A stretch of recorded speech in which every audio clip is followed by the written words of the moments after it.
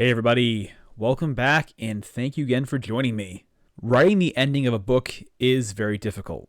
If you're like me, you'll probably find that coming up with an initial idea, a cool premise, or even mapping out a first act of a story kind of comes naturally to you. It's something that we, I think, as humans are pretty good at. We're good at taking an initial concept that can kind of pull us forward, but we're not very good about seeing the ending.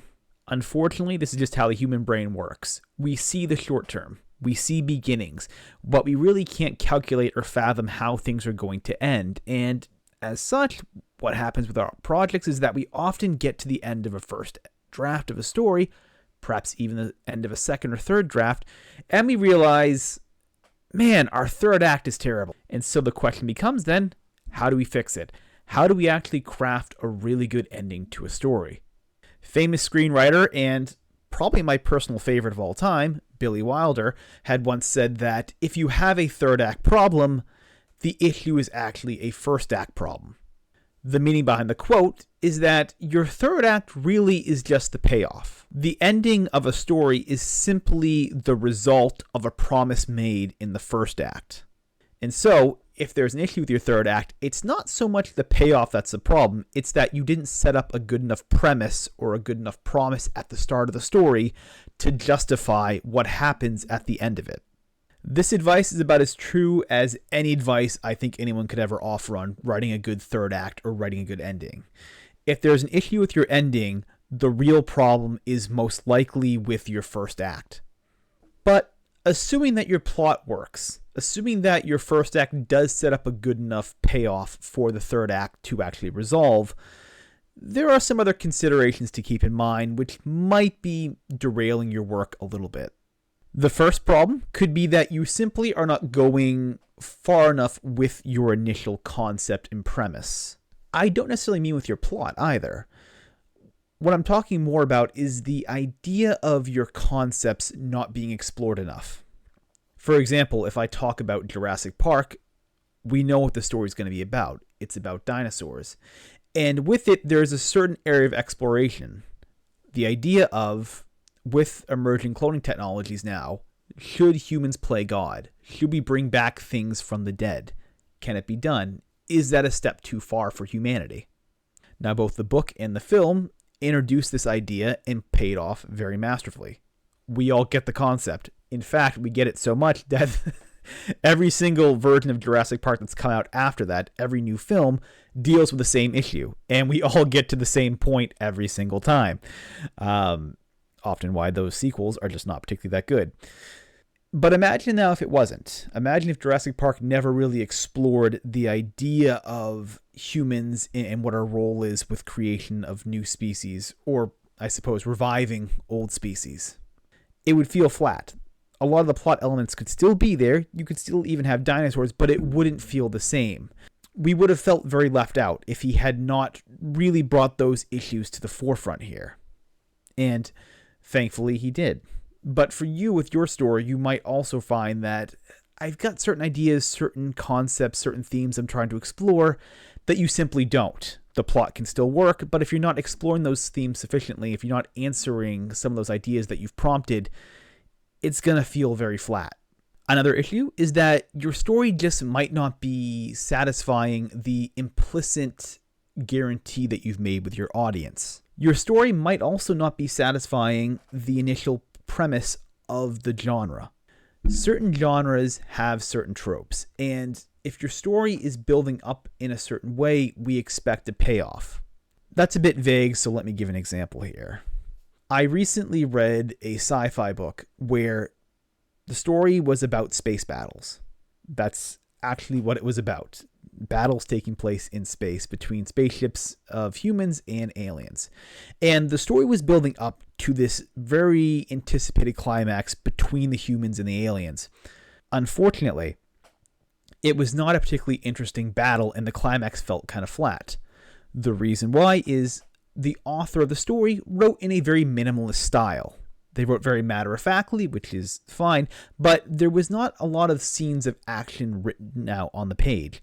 It was very, very short. You would get a couple paragraphs maybe explaining what the ships might look like, and then you get a couple sentences of action where someone goes into like a barrel roll and shoots down an enemy fighter.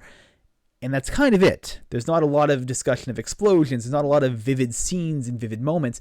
And so this big space battle that was built up simply didn't live up to my expectations. As a reader, I felt a little disappointed. Again, there is a sort of implied payoff here. The implication is if you're building up this sort of space battle, if you're teasing it the whole time, this space battle better be epic. Or at the very least be written in a very vivid and a very exciting way. In this case, the author's style did not match the necessary skill that was needed to actually draw out these epic space battles and to pull me in as a reader. And so as a result, it did not work out that well, and I just felt the story was not that strong. A similar problem could be that your third act is undoing all the work of your first two acts. Often you see this when there is a lot of genre switching. For example, in Hollywood films, you'll notice this happens a lot with movies where they start out one way, perhaps they're psychological stories about a certain character, or they deal with a certain character's experience, and it's very, very character-centered. And all of a sudden, you get to the third act, and it turns into this giant shootout, right? It goes from being this very character-centered story to this all of a sudden explosive action movie because a film needs that. A good example of this is the new Batman movie that came out last year. In the new one, you have Robert Pattinson playing Batman, and for the first two acts, it's an amazing detective story. It is the first time that you actually see Batman doing real detective work in the big screen. Unfortunately, what happens is they add in a completely unnecessary subplot at the end of the second act that introduces a giant action sequence in the third act. And so the mystery story of Batman and him being this great detective all of a sudden gets turned into a very traditional sort of Hollywood action movie at the very end where he goes through and saves the whole city. This sudden act change actually derailed a lot, for me at least, what the first two acts of that film were doing. And you might find with your stories that you experience the same thing. You could be offering maybe a nice psychological story, a very nice character-built story, and then at the end, you just completely throw that out the window for this unbridled action and violence tale, or a tale that turns into a completely different genre altogether. So it's important to keep in mind that your third act needs to be consistent with the same type of genre and the same storytelling as the first two acts, even though it is a resolution to the entire story itself. All right, so I hope that helped you out, but now I'll get into some of the considerations and some of the extra tips that might help you actually improve your endings. Keep in mind first that your endings are about change. Something has to be different about your character and the world they're in at the end of the novel than when they start. Yes, there are some exceptions. We all love The Big Lebowski, right? But for the most part, your characters are going to change. They're going to be different people, or at least the door will be open for them to be different people. Even in Star Wars, Han Solo becomes a little bit less selfish. Not completely changed, not a completely different person, but just slightly better than what they were before. Another tip, very basic, but something that needs to be said, is to actually know your ending before you start writing. If you begin your stories with the end in mind, this process does become a lot easier. And this is why pantsers often will experience a much harder time writing endings than plotters. I tend to trash on pantsers a lot. It's not with any sort of malice. I'm simply pointing out, though, there are a lot of challenges.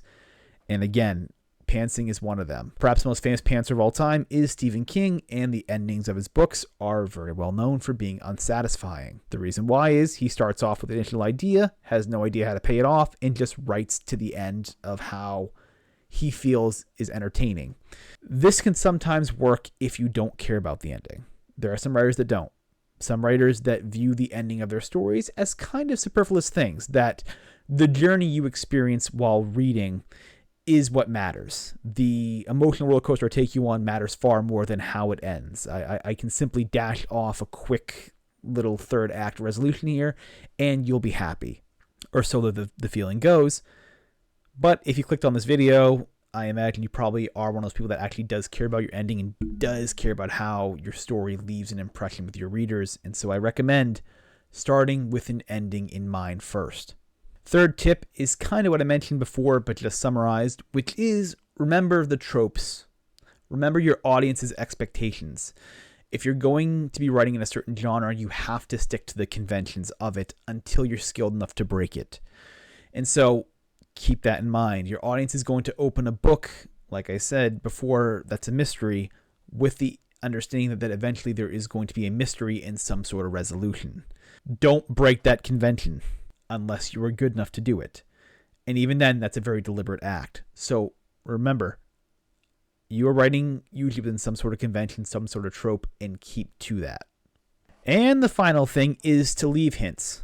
Foreshadowing is important, and the more hints that you can leave in the first and second act to lead up to the third, the better the story is going to be. These don't have to be ones that are very glaring, but often the best sort of hints are the ones that don't make any sense when you see them, but when you read the third act, those hints all of a sudden come across to you as inevitable. There's no other meaning that those hints could ever have had, but as a way to foreshadow your story.